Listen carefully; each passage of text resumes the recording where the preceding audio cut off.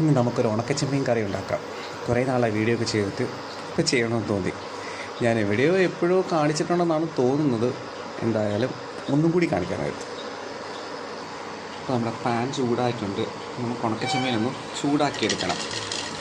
കുറച്ചേ ഉള്ളൂ, കുറച്ച് മതിയല്ലോ.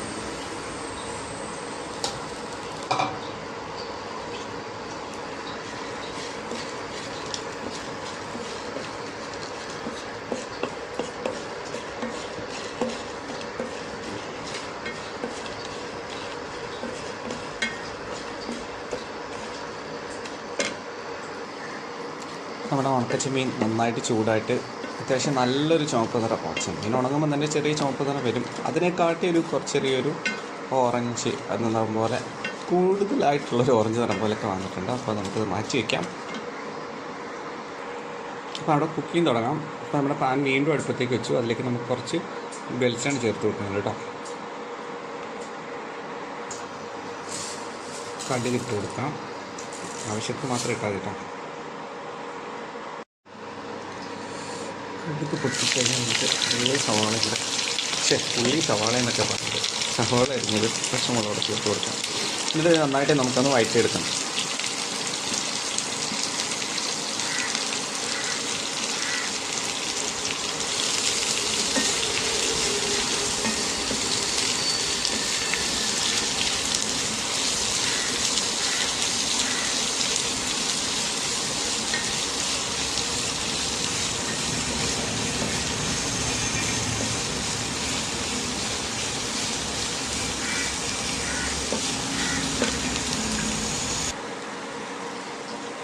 അപ്പോൾ ഇതാ നമ്മുടെ സവാളയും തക്കാളിയും പച്ചമുളകും നന്നായിട്ട് വഴന്ന് കിട്ടി.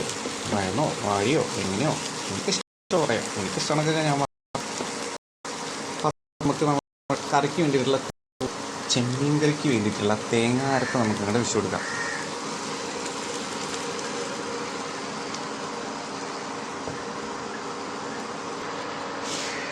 ഈ കറി തിളയ്ക്കുന്നുണ്ട്. തിളയ്ക്കാൻ അങ്ങനെ ചെയ്ത് ചിത്രം വെള്ളം അനാവശ്യത്തിന് ചേർക്കാം. എന്നാലും ചിത്രം ചേർത്താൽ മതി. ഇപ്പോൾ എൻ്റെ ആവശ്യത്തിന് വെള്ളം ചേർക്കാം.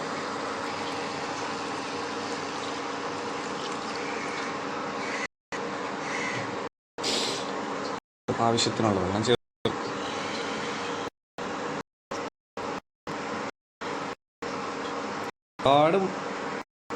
ഒരുപാട് കേട്ടോ, കുറുകി തന്നെ ഇരിക്കുകയാണ്. തിളക്കട്ടെ. കുറച്ചുപ്പ് ആവശ്യത്തിന് എല്ലാം കൊടുത്താൽ മതി. അപ്പോൾ നമ്മുടെ ചെമ്മീൻ കറി തിളച്ചു തുടങ്ങി.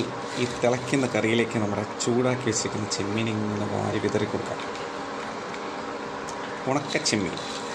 അപ്പോൾ നമ്മുടെ ഉണക്കച്ചെമ്മീൻ കറി സെറ്റായിക്കൊണ്ടിരിക്കുകയാണ്.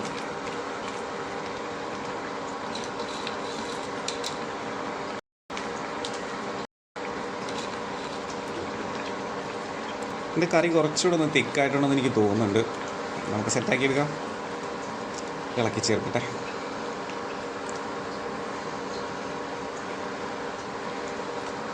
ഒട്ട കിടന്ന് നമ്മുടെ കറിയുടെ ഗുണങ്ങളൊക്കെ വേണ്ടി ചേട്ടാ.